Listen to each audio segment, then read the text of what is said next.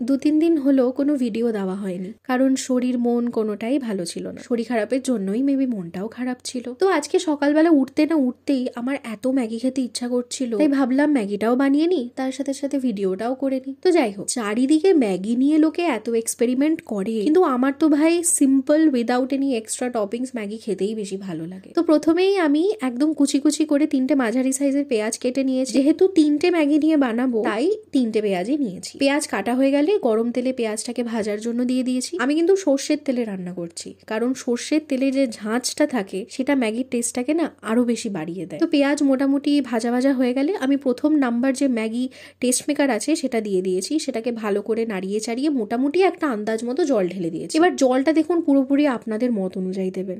কেউ soupy Maggi খেতে ভালোবাসে, কেউ আবার শুকনো ম্যাগি।